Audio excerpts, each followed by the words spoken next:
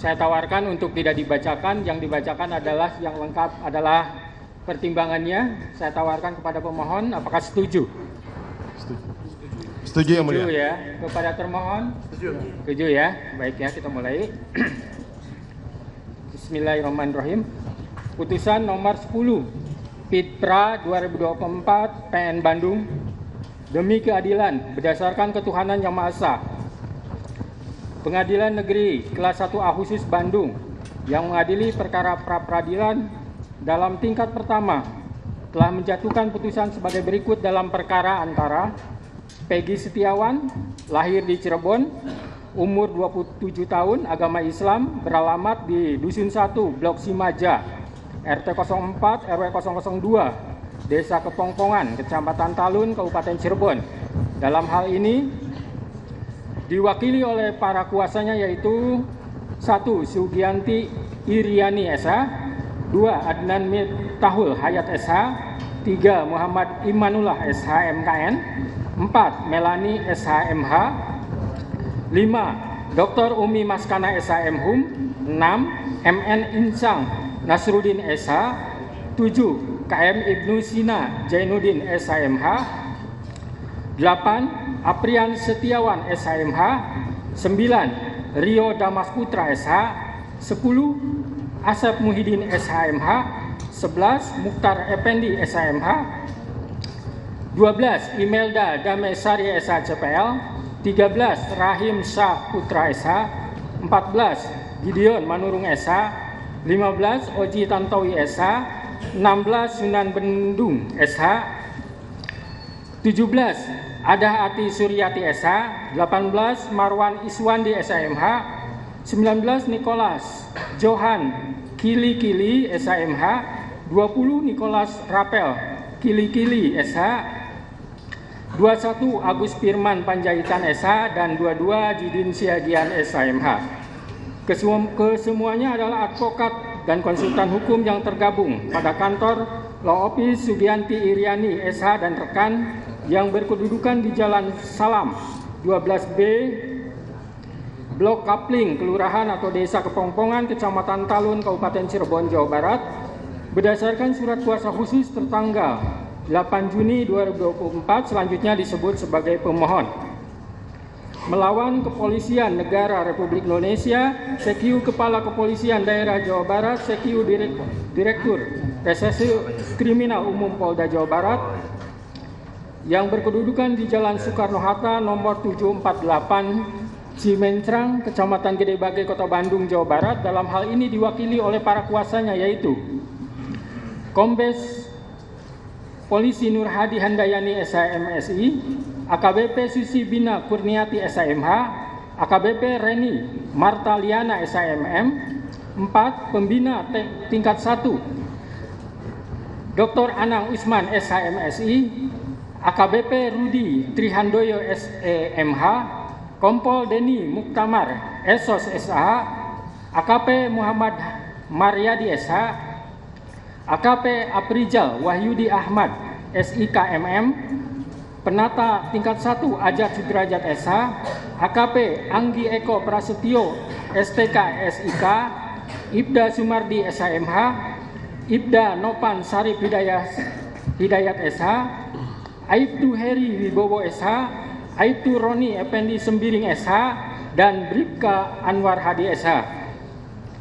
Kesemuanya dari bidang hukum Polda Jawa Barat dan penyidik Direktorat Reserse Kriminal Umum Polda Jabar yang beralamat di Jalan Soekarno-Hatta nomor 748 Bandung, serta penyidik Satreskrim Polres Cirebon Kota yang beralamat di Jalan Veteran nomor 5 Kota Cirebon, berdasarkan surat kuasa khusus bermaterai tertanggal 21 Juni 2024 dan surat perintah Kapolda Jawa Barat nomor Sprint 1653/6 Romawi HUK garing 2024 tertanggal 21 Juni 2024, selanjutnya disebut sebagai termohon.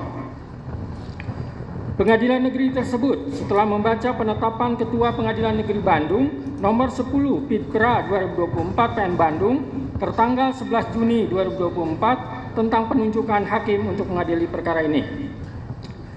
Setelah membaca penetapan hakim tentang hari sidang, setelah membaca berkas perkara dan surat-surat yang berhubungan dengan perkara ini, setelah memeriksa bukti surat dan mendengarkan keterangan para saksi yang diajukan di persidangan.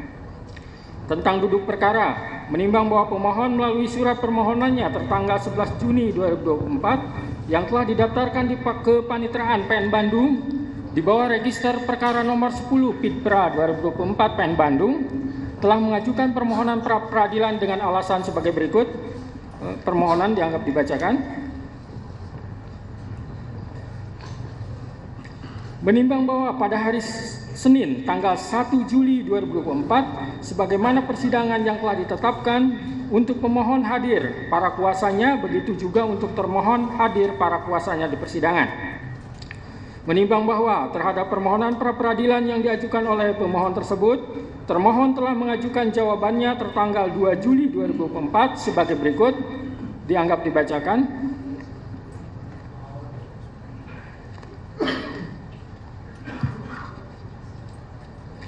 Menimbang bahwa selanjutnya pemohon dan termohon telah mengajukan replik dan duplik masing-masing tertanggal 2 Juli 2024. Menimbang bahwa untuk membuktikan dalil-dalil permohonannya, pemohon telah mengajukan bukti surat selengkapnya. Bukti surat tersebut sebagai berikut, tertanda P1 sampai dengan P31. Menimbang bahwa bukti surat tersebut telah dicocokkan sesuai dengan aslinya, kecuali bukti P1, P3, P16, P17, P21, P25, P26, P27, P28, P29, P30, dan P31 fotokopi dari fotokopi. Sedangkan P13, P14, P15, P18, P19, P23, P24, dan P27 hasil dari print out, dan semuanya telah bermaterai cukup. Menimbang bahwa di samping bukti surat tersebut, pemohon juga telah mengajukan 4 orang saksi yang telah memberikan keterangan di bawah sumpah, yaitu 1 saksi Dede Kurniawan, 2 saksi Agus Kurgunawan, 3 saksi Riana Yolantina, dan 4 saksi Suharsono. Menimbang bahwa pemohon juga telah mengajukan 1 orang ahli yang telah memberikan pendapatnya di bawah sumpah atau janji, yaitu ahli Profesor Dr. Suhandi Cahaya SH MH MBA yang telah memberikan pendapat yang pada pokoknya sebagai berikut, juga dianggap dibacakan.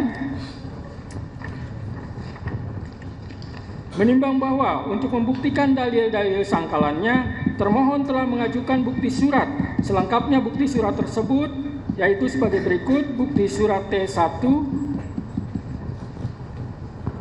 sampai dengan bukti surat T77.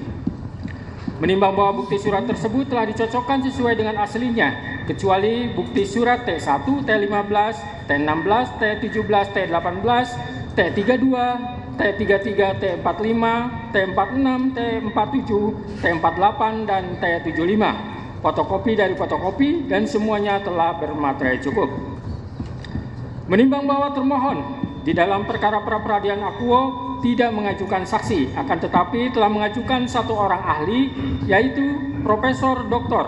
Agus Surono SHMH yang telah memberikan pendapat yang pada pokoknya sebagai berikut, dianggap dibacakan.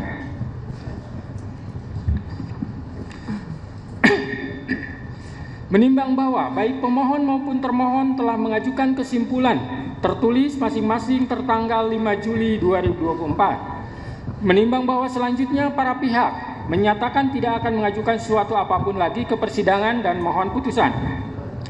Menimbang bahwa untuk menyingkat uraian putusan ini, maka segala sesuatu yang tercatat di dalam berita acara persidangan dianggap telah termuat selengkapnya dan menjadi bagian yang tak terpisahkan dari putusan ini. Tentang pertimbangan hukum, menimbang bahwa maksud dan tujuan permohonan pra peradilan pemohon adalah sebagaimana terurai di atas.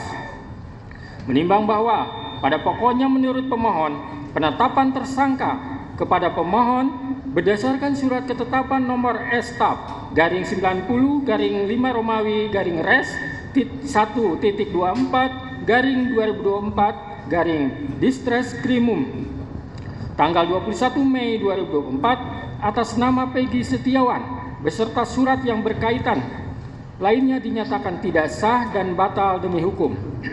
Karena termohon sebelumnya telah mengumumkan DPO pada tanggal 15 Mei 2024 jam 13.42 WIB yang diunggah melalui media hub.polri.go.id khusus untuk atas nama Peggy alias Peron, usia 22 tahun sampai 30 tahun, jenis kelamin laki-laki, keluarga negara Indonesia, tempat tinggal terakhir Desa Banjarwangunan, Kecamatan Mundu, Kabupaten Cirebon, dengan ciri-ciri khusus tinggi 160 cm, badan kecil, rambut keriting, kulit hitam, sebagaimana yang diumumkan oleh Polri, sangat jauh berbeda dengan ciri-ciri yang melekat pada diri Peggy Setiawan yang saat ini ditetapkan sebagai tersangka.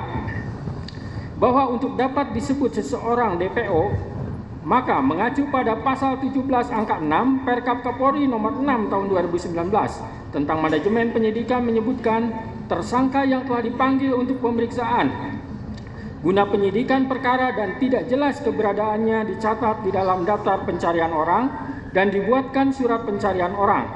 Akan tetapi dalam fakta perkara akuo, pemohon tidak pernah dipanggil oleh termohon dalam perkara tersebut. Dan pemohon tidak pernah melarikan diri, terkecuali sebelumnya apabila pemohon telah dipanggil oleh termohon secara sah, kemudian ia mengabaikan atas panggilan tersebut. Maka hal tersebut layak dilakukan penetapan tersangka selama telah ditemukannya dua alat bukti tanpa kehadirannya in absentia. Menimbang bahwa selanjutnya menurut pemohon, prasa bukti permulaan yang cukup dan bukti yang cukup dalam pasal 1 angka 14 patut diduga, pasal 17 dan pasal 21 ayat 1 KUHP harus ditafsirkan sekurang-kurangnya minimal dua alat bukti, serta berlandaskan kepada pasal 184 KUHP, serta disertai pemeriksaan calon tersangkanya.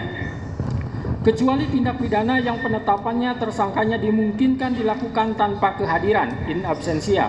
Artinya sebelum Peggy Setiawan ditetapkan tersangka, maka termohon memiliki kewajiban untuk melakukan klarifikasi terlebih dahulu kepada pemohon. Menimbang bahwa dalil-dalil yang dikemukakan oleh pemohon dalam permohonan tersebut telah dibantah oleh termohon dengan surat jawaban tertanggal 2 Juli 2024 sebagaimana terurai di atas. Menimbang bahwa untuk membuktikan permohonannya, pemohon telah mengajukan bukti surat yang ditandai dengan bukti P1 sampai dengan P31 dan mengajukan 1 orang ahli serta 4 orang saksi. Sedangkan untuk membuktikan bantahannya, termohon telah mengajukan bukti surat berupa T1 sampai dengan T77 serta mengajukan 1 orang ahli. Menimbang bahwa terhadap bukti-bukti yang diajukan baik oleh pemohon maupun oleh termohon, hakim pra-peradilan hanya akan mempertimbangkan alat bukti yang ada relevansinya dengan persoalan dalam perkara pra-peradilan ini. Sedangkan yang dianggap tidak relevan dengan perkara akuo dengan sendirinya akan dikesampingkan. Menimbang bahwa hakim pra-peradilan tidak mengadili apakah seseorang itu bersalah atau tidak bersalah, serta tidak juga mengadili apakah seseorang itu pelaku atau bukan pelaku, karena sesuai dengan peraturan Mahkamah Agung RI nomor 4 tahun 2016 dalam bab 2 pasal 2 ayat 2 menentukan bahwa pemeriksaan pra-peradilan terhadap pemohon tentang tidak sahnya penetapan tersangka hanya menilai aspek formil, yaitu apakah ada paling sedikit 2 alat bukti yang sah dan tidak memasuki materi perkara. Menimbang bahwa sebelum hakim mempertimbangkan lebih lanjut apakah permohonan pra-peradilan yang diajukan oleh pemohon beralasan atau tidak, maka terlebih dahulu akan dipertimbangkan tentang berwenang tidaknya hakim pra-peradilan untuk mengadili tentang sah tidaknya penetapan tersangka berdasarkan surat ketetapan nomor Staf 90/5 Romawi Res 124/2024 Distreskrimum tanggal 21 Mei 2024 atas nama Peggy Setiawan.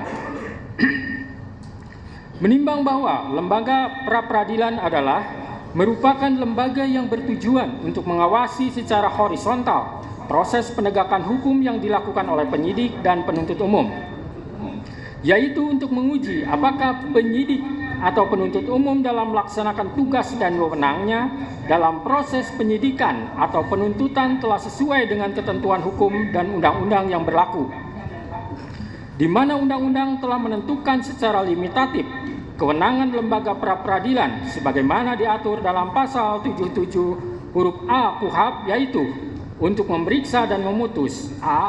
sah atau tidaknya penangkapan, penahanan, penghentian penyidikan atau penghentian penuntutan. B. Ganti kerugian dan atau rehabilitasi bagi seorang yang perkara pidananya dihentikan pada tingkat penyidikan atau penuntutan. Menimbang bahwa apabila mengacu pada ketentuan pasal 77 KUHP, maka jelas pengujian sah tidaknya penggeledahan dan penyitaan tidak termasuk ke dalam kewenangan lembaga pra-peradilan, dan dalam praktek peradilan selama ini hakim selalu berpedoman pada ketentuan pasal 77 KUHP untuk menentukan kewenangannya dalam memeriksa dan mengadili permohonan pra-peradilan tersebut. Menimbang bahwa akan tetapi setelah adanya putusan Mahkamah Konstitusi nomor 21 garing PUU 12 Romawi garing 2004 yang di dalam amar putusannya menyatakan pasal 77 huruf A Undang-Undang nomor 8 tahun 1981 tentang KUHP tidak mempunyai kekuatan hukum mengikat sepanjang tidak dimaknai termasuk penetapan tersangka, penggeledahan dan penyitaan, yang berarti secara konstitusional telah diakui bahwa penetapan tersangka, penggeledahan dan penyitaan juga termasuk sebagai salah satu kewenangan lembaga pra-peradilan, di mana oleh karena putusan Mahkamah Konstitusi bersifat final dan binding, sehingga mengikat bagi siapapun juga, dan semenjak adanya putusan Mahkamah Konstitusi tersebut telah terdapat beberapa putusan pra-peradilan yang mengakui bahwa penetapan tersangka, penggeledahan dan penyitaan termasuk objek lembaga pra-peradilan. Menimbang bahwa yang jadi pertanyaan sekarang, apakah penetapan tersangka berdasarkan surat ketetapan nomor Estap garing 90 garing 5 Romawi garing Res 124 garing 2024 tertanggal 21 Mei 2024 atas nama Peggy Setiawan adalah sah atau tidak? Menimbang bahwa sebelum hakim menjawab pertanyaan tersebut, terlebih dahulu hakim akan mempertimbangkan tentang keabsahan dari penetapan daftar pencarian orang DPO nomor 88 garing 9 Romawi garing 2016 Ditreskrim atas nama Peggy alias Perong yang ditandatangani di Bandung 15 September 2016 oleh R. Iman Rahari Janto Esa, Direktur Reserse Kriminal Umum Polda Jabar, dan berita acara pencarian orang yang ditandatangani oleh penyidik Direktorat Reserse Kriminal Umum Polda Jabar tanggal 15 September 2016, pide bukti P1 dan bukti T32, sebagaimana telah diunggah juga oleh termohon pada tanggal 15 Mei 2024 melalui media hub.polri.go.id sebagai fakta notoir.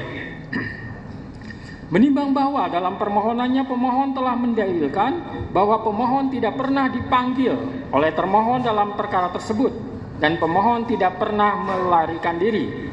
Menimbang bahwa atas dalil permohon tersebut, termohon dalam jawabannya halaman 32 sampai 33 pada pokoknya mendalilkan termohon sebelum menetapkan pemohon sebagai tersangka dan menerbitkan pemohon sebagai daftar pencarian orang DPO berdasarkan surat nomor DPO garing 88 garing 9 Romawi garing 2016 garing Distreskrimum tanggal 15 September 2016, termohon telah melakukan serangkaian penyelidikan dan penyidikan terlebih dahulu dan telah mendatangi alamat rumah ibu kandung pemohon yang beralamat di Dusun 1 Blok Simaja, RT 002 RW 002, Desa Kepongpongan, Kecamatan Talun, Kabupaten Cirebon, Jawa Barat, pada tanggal 2 September 2016. Namun pada saat itu, ibu kandung pemohon yang bernama Saudari Kartini mengatakan kepada penyidik bahwa saudara Peggy Setiawan tidak ada di rumah dan sedang berada di Bandung. Tidak menyebutkan di mana alamat di Bandung tersebut. Atas dasar keterangan dari ibu kandung, saudara Peggy alias Peron tersebut, kemudian penyidik telah melakukan pencarian terhadap saudara Peggy alias Peron yang dibuktikan dengan berita acara pencarian tersangka atas nama Peggy alias Peron pada tanggal 15 September 2016. Sehingga dengan demikian sangatlah tidak beralasan apabila pemohon masih mempermasalahkan tentang pemanggilan terhadap tersangka Peggy Setiawan alias Peron. Adapun dalam kasus-kasus tertentu berdasarkan pertimbangan penyidik, seorang tersangka tidak mesti harus dilakukan pemanggilan terlebih dahulu. Menimbang bahwa terkait sah atau tidaknya penetapan DPO atas nama pemohon karena terjadi dalam rentang waktu antara tahun 2016 sampai dengan tahun 2024, maka hakim akan merujuk pada bukti P16 dan bukti P17 berupa Peraturan Kepala Kepolisian Negara Republik Indonesia Nomor 14 Tahun 2012 tentang Manajemen Penyidikan Tindak Pidana dan Peraturan Kepala Kepolisian Negara Republik Indonesia Nomor 6 Tahun 2019 tentang Penyidikan Tindak Pidana. Menimbang bahwa berdasarkan pasal 31 ayat 1 Peraturan Kepala Kepolisian Negara Republik Indonesia Nomor 14 Tahun 2012 tentang Manajemen Penyidikan Tindak Pidana menegaskan bahwa tersangka yang telah dipanggil untuk pemeriksaan dalam rangka penyidikan perkara sampai lebih dari 3 kali dan ternyata tidak jelas keberadaannya dapat dicatat di dalam daftar pencarian orang DPO dan dibuatkan surat pencarian orang. Menimbang bahwa selanjutnya berdasarkan Peraturan Kepala Kepolisian Negara Republik Indonesia Nomor 6 Tahun 2019 tentang Penyidikan Tindak Pidana, pasal 17 menegaskan bahwa tersangka yang telah dipanggil untuk pemeriksaan guna penyidikan perkara dan tidak jelas keberadaannya dicatat di dalam daftar pencarian orang DPO dan dibuatkan surat pencarian orang.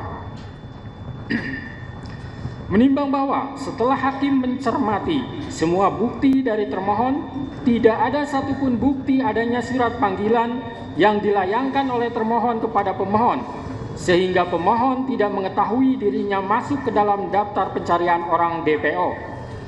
Termohon hanya mendatangi rumah pemohon dan bertanya kepada ibu kandung pemohon yang bernama Saudari Kartini yang mengatakan kepada penyidik bahwa Peggy Setiawan tidak ada di rumah dan sedang berada di Bandung tanpa membawa surat panggilan untuk disampaikan kepada pemohon. Menimbang bahwa hakim tidak sependapat dengan dalil dari termohon yang mengatakan tidak perlu pemanggilan terhadap pemohon karena menurut hakim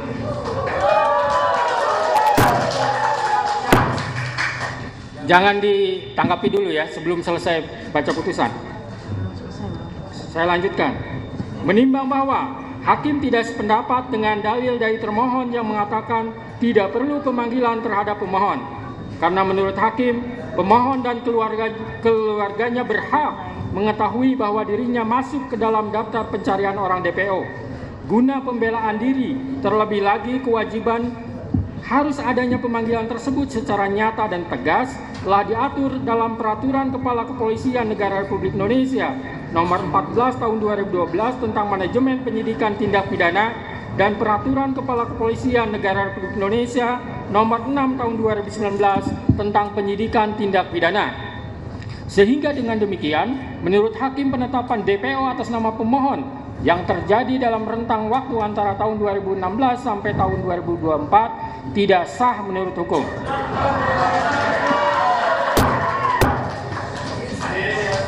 Tahan dulu.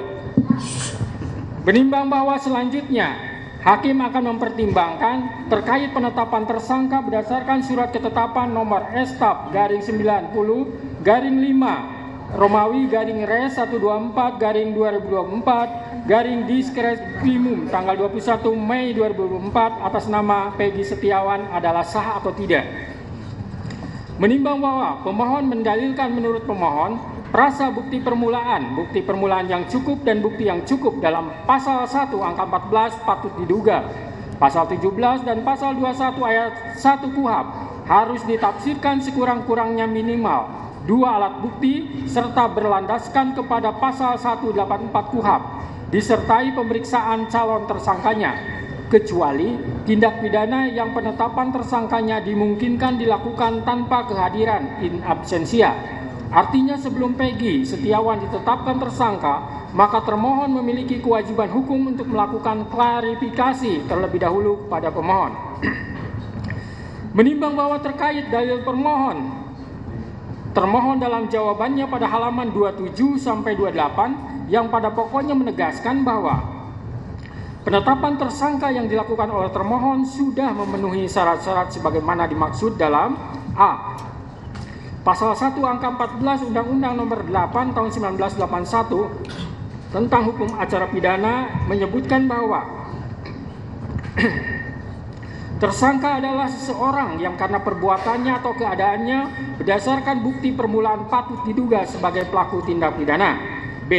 Putusan Mahkamah Konstitusi Republik Indonesia Nomor 21 garing PUU 12 Romawi garing 2014 tertanggal 16 Maret 2015 yang dalam amar putusannya menyatakan prasa bukti permulaan yang cukup dan bukti yang cukup sebagaimana ditentukan dalam Pasal 1 angka 14, Pasal 17 dan Pasal 21 ayat 1 Undang-Undang Nomor 8 Tahun 1981 tentang hukum acara pidana, Lembaran Negara Republik Indonesia tahun 1981 nomor 76 tambahan Lembar Negara RI nomor 3209 tidak mempunyai kekuatan hukum mengikat sepanjang tidak dimaknai bahwa bukti permulaan yang cukup dan bukti yang cukup adalah minimal 2 alat bukti yang termuat dalam Pasal 184 Undang-Undang Nomor 8 Tahun 1981 tentang hukum acara pidana, bahwa dengan sudah terpenuhinya syarat formil dan material terhadap penetapan tersangka Peggy Setiawan alias Peron,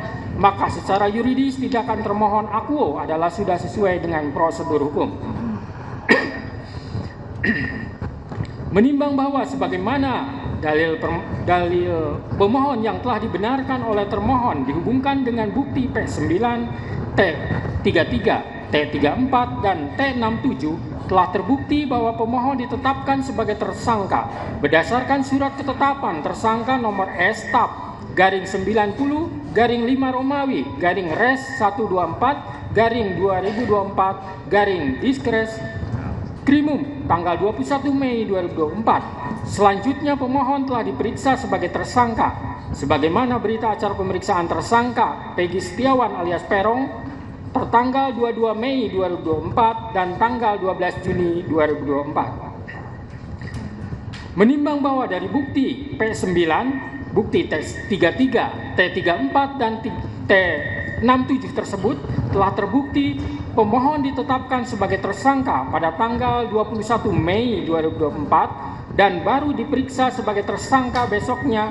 pada tanggal 22 Mei 2024 dan dilanjutkan tanggal 12 Juni 2024. Menimbang bahwa hakim tidak sependapat dengan dalil termohon dan ahli dari termohon yang berpendapat untuk penetapan tersangka hanya dengan bukti permulaan yang cukup dan bukti yang cukup adalah minimal 2 alat bukti serta tidak harus adanya pemeriksaan calon tersangka terlebih dahulu.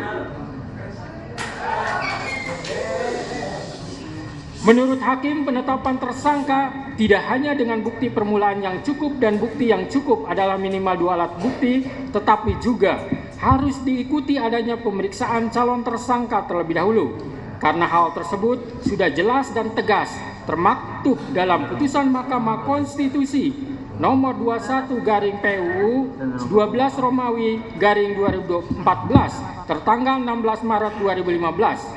Telah memberikan syarat tambahan bahwa selain 2 alat bukti harus dilakukan pemeriksaan terhadap calon tersangka terlebih dahulu, di mana dalam pertimbangannya Mahkamah Konstitusi menyebutkan bahwa agar memenuhi asas kepastian hukum yang adil sebagaimana ditetapkan dalam Pasal 28D ayat 1 Undang-Undang Dasar 1945 serta memenuhi asas lex serta dan asas lex stricta dalam hukum pidana, maka prasa bukti permulaan yang cukup dan bukti yang cukup sebagaimana ditentukan dalam pasal 1 angka 14, pasal 17 dan pasal 21 ayat 1 KUHP harus ditafsirkan sekurang-kurangnya dua alat bukti yang termuat dalam pasal 184 ayat 1 KUHP dan disertai dengan pemeriksaan calon tersangkanya, kecuali terhadap tindak pidana yang penetapan tersangkanya dimungkinkan dilakukan tanpa kehadirannya in absentia.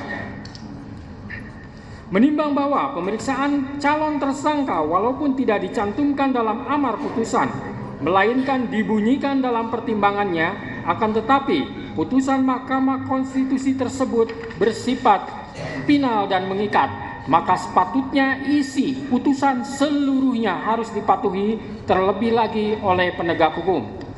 Menimbang bahwa keharusan adanya pemeriksaan calon tersangka di samping minimum dua alat bukti tersebut semata-mata bertujuan untuk memberikan transparansi dan perlindungan hak asasi seseorang agar sebelum ditetapkan sebagai tersangka sudah dapat memberikan keterangan yang seimbang dengan minimum dua alat bukti yang sah yang telah ditemukan oleh penyidik. Menimbang bahwa oleh karena sebagaimana fakta di persidangan tidak ditemukan bukti satupun yang menunjukkan bahwa pemohon dalam penyidikan yang dilakukan oleh termohon pernah dilakukan pemeriksaan sebagai calon tersangka sebelum ditetapkan sebagai tersangka oleh termohon, maka menurut hakim penetapan tersangka atas pemohon haruslah dinyatakan tidak sah dan dinyatakan batal demi hukum.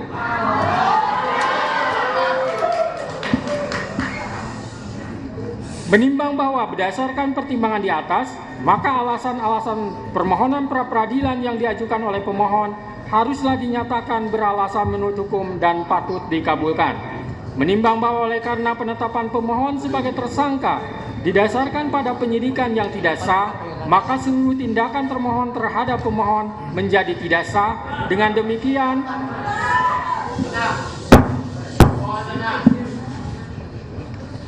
Dengan demikian petitum dalam permohonan pra-peradilan pemohon secara hukum dapat dikabulkan untuk seluruhnya.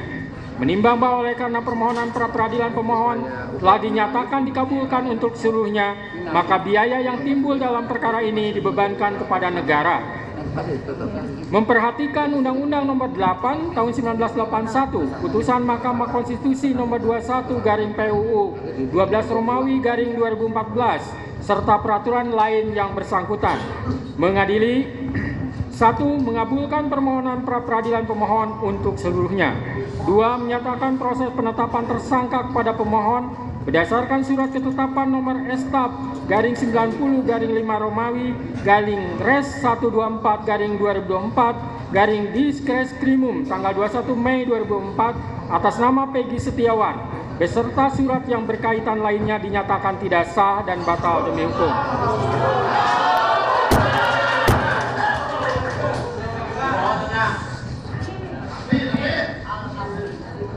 3. Menyatakan tindakan termohon menetapkan pemohon sebagai tersangka dugaan tindak pidana perlindungan anak dan atau pembunuhan berencana dan atau pembunuhan sebagaimana dimaksud dalam pasal 80 ayat 1 junto pasal 81 ayat 1 Undang-Undang RI Nomor 35 Tahun 2014 tentang perubahan atas Undang-Undang RI Nomor 23 Tahun 2002 tentang perlindungan anak dan atau pasal 340 dan pasal 338 junto pasal 55 ayat 1 KUHP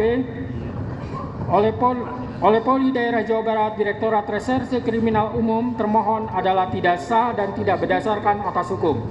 4. Menetapkan surat ketetapan tersangka nomor STAP/90/5 Romawi /Res 124/2024 tanggal 21 Mei 2004 batal demi hukum. 5. Menyatakan tidak sah segala keputusan dan atau penetapan yang dikeluarkan lebih lanjut oleh termohon yang berkenaan dengan penetapan tersangka atas diri pemohon oleh termohon. 6. Memerintahkan kepada termohon untuk menghentikan penyidikan terhadap perintah penyidikan kepada pemohon. 7. Memerintahkan kepada termohon untuk melepaskan pemohon dari tahanan.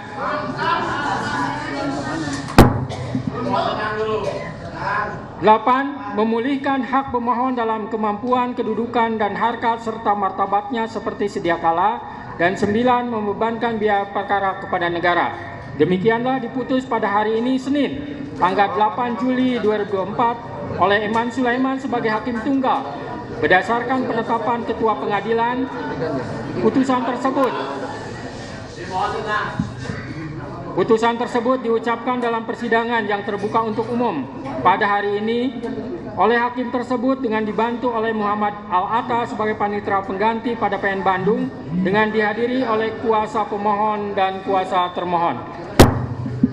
Demikian putusan sudah dijatuhkan.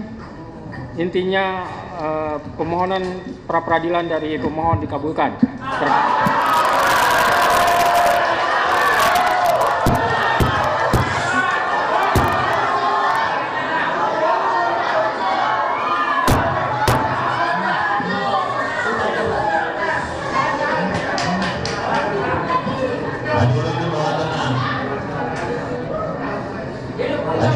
Baik ya, baik, dengan telah dibacakannya putusan tersebut, maka perkara pra peradilan atas nama Saudara Peggy Setiawan selesai dan sidang dinyatakan ditutup.